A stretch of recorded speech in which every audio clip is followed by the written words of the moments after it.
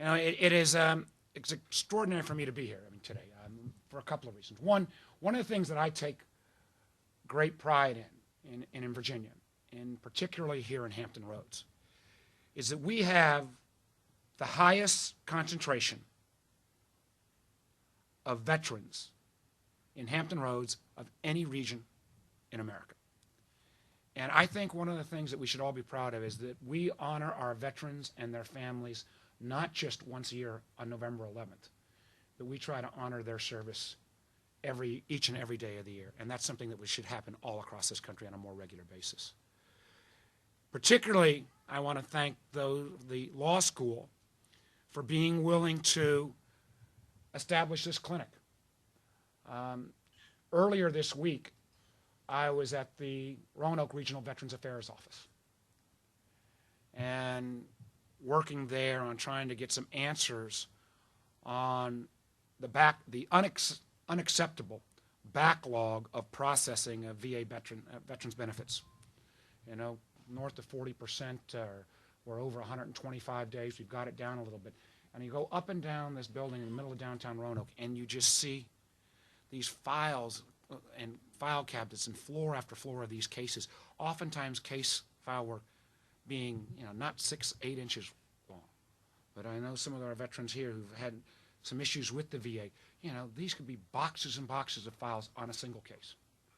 And the notion that a veteran on his or her own can navigate through this unduly bureaucratic process, just isn't always the case. And so I want to commend again the law school for taking on this effort, and particularly now. We've had 2 million veterans just from the recent conflicts in Iraq and Afghanistan, and untold amounts of new stresses on these veterans and their families, repeated deployments, and enormous increase of incidents of traumatic injuries that will be life debilitating.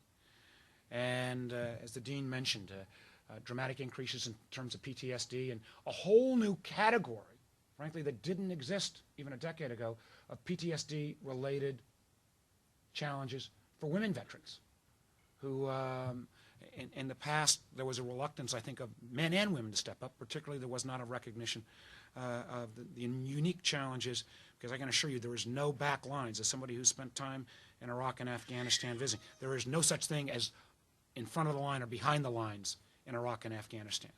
And trying to make sure that we've got folks who can help these veterans and their families through this process, I commend all of you.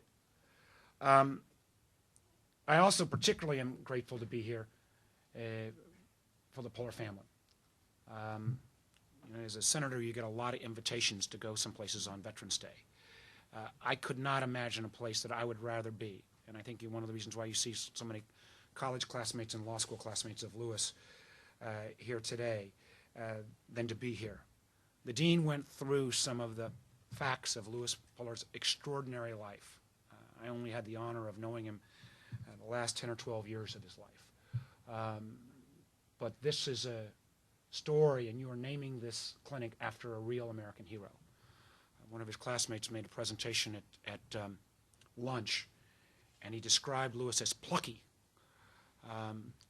which probably is politically correct term for a whole series of other adjectives, as those of us who knew Lewis and his unique character, wit, energy, and willingness to face the enormous challenges that were created from some of his wounds head on. And I want to echo what the Dean has said in terms of commending Fortunate Son to any and all of you, particularly young people here, to read as a story of real courage and real honesty. So I commend the law school for naming this clinic after Lewis B. Puller. I'm not going to introduce her, but let me also make a comment about the next speaker, Toddy Puller, who, if you are those who like what I've done in politics, the only reason I got involved in Virginia politics was because of Toddy Puller back in the mid-'80s. If you hate what I'm doing, especially in Washington these days, she's the lady to blame as well. But, Toddy Puller has also faced challenges in her life. And she continues to be an enormously powerful voice in Virginia's General Assembly, not only for veterans, but for children, for all types of folks who don't otherwise wouldn't have the kind of strong voice they need at our state level. So she is somebody who is a dear, dear friend, and again, echoing the comments at lunch, follows in that Puller tradition of being plucky as well. So my, again, congratulations to the law school, my congratulations to all of the alumni who helped fund to make this naming possible, and to all you students who are giving of your time and energy to help honor our veterans, not just today on November 11th, but all throughout the year. Thank you, and God bless you.